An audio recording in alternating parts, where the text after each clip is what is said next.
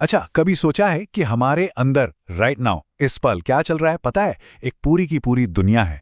एक बहुत ही complex machinery जो हमें जिंदा रखने के लिए लगातार काम कर रही है। तो आज हम इसी कमाल की मशीनरी के राज खोलने वाले हैं।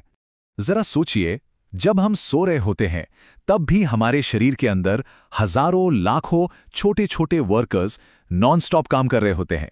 अब कल्पना कीजिए, क्या होगा अगर इनमें से कोई एक भी स्ट्राइक पर चला जाए? तो ये जो मजदूर है ना, इन्हीं को कहते हैं जैव प्रक्रम, यानी कि लाइफ प्रोसेसेस। अगर सिंपल शब्दों में कहें तो ये वो सारे काम हैं, वो सारी एक्टिविटीज हैं जो किसी भी जीव को जिंदा रखने के लिए जरूरी हैं। बिल्कुल एक वेल ऑयल्ड मशीन के मेंटेनेंस की तरह।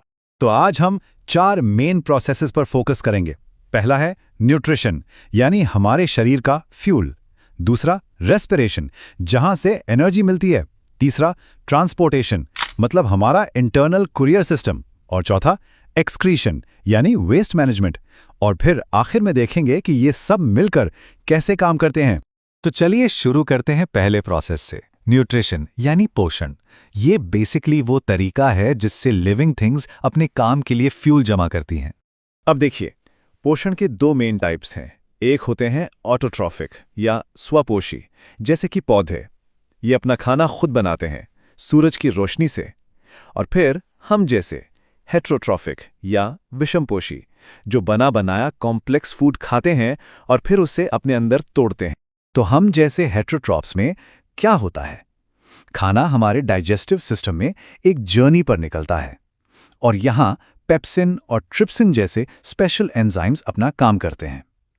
इनका काम है प्रोटीन जैसे कॉम्प्लेक्स चीजों को छोटे सिंपल फॉर्म्स में तोड़ना, ताकि हमारा शरीर उन्हें एब्जॉर्ब कर सके एनर्जी के लिए, रिपेयर के लिए। अच्छा, न्यूट्रिशन के बाद आता है रेस्पिरेशन यानी श्वसन। और यहीं पर असली जादू होता है। वो जो खाने से एनर्जी मिली थी ना, उसे यूजेबल पावर में यहीं बदला जाता है। अब यहां एक बहुत ही कॉमन सवाल आता है कि क्या सांस लेना मतलब ब्रीदिंग और रेस्पिरेशन एक ही चीज है? क्या लगता है? सोचिए जरा। नहीं, ये एक बहुत कॉमन मिक्सअप है। देखिए, सांस लेना, ब्रीदिंग, वो तो बस गैस एक्सचेंज है। ऑक्सीजन अंदर, कार्बन डाइऑक्साइड बाहर, दैट्स इट। असली रेस्पिरेशन वो तो हमारी सेल्स के अंदर होता है। रेस्पिरेशन भी 2 तरह का होता है। पहला एरोबिक, जिसे ऑक्सीजन चाहिए, यह हमारा मेन एनर्जी जनरेटर है और इससे बहुत ज्यादा एनर्जी रिलीज होती है। और दूसरा है एनारोबिक, ये बिना ऑक्सीजन के काम करता है।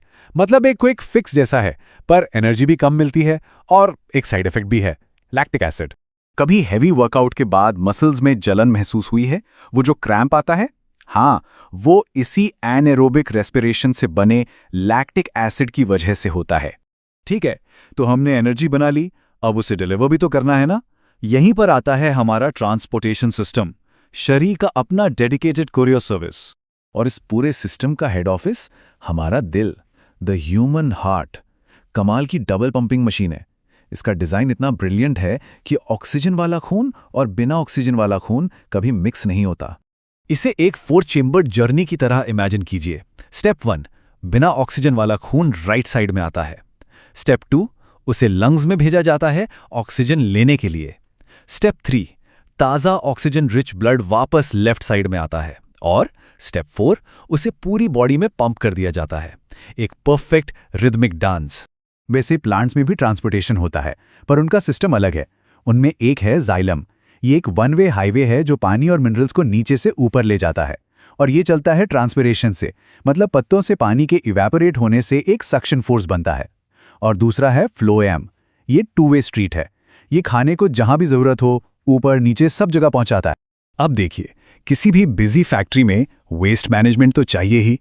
हमारे शरीर में इस जरूरी काम को कहते हैं एक्सक्रीशन। और सच कहूं, इसके बिना तो बहुत बड़ी गड़बड़ हो जाएगी। पर ये एक्सक्रीशन इतना क्रिटिकल क्यों है?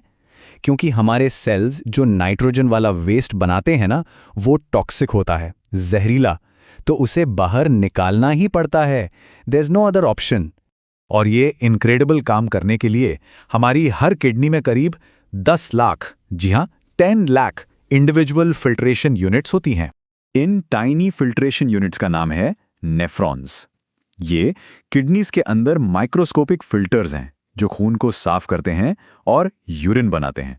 तो अब तक हमने न्यूट्रिशन, रेस्पिरेशन, ट्रांसपोर्टेशन और एक्सक्रीशन सबको अलग अलग समझा।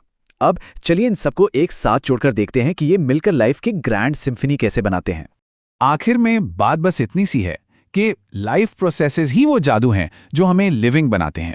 ये अलग अलग प्रोसेसेस नहीं है, ये तो एक कॉम्प्लेक्स परफेक्टली कोऑर्डिनेटेड ऑर्केस्ट्रा है जो लाइफ का म्यूजिक बजाता है। ये चारों सिस्टम्स एक परफेक्ट हार्मनी में काम करते हैं। जरा सोचिए, नेचर में और कौन सी ऐसी कॉम्प्लेक्स सिस्टम हैं जो इतने परफेक्ट बैलेंस की याद दिलाती हैं? ये सोचने वाली बात है ना?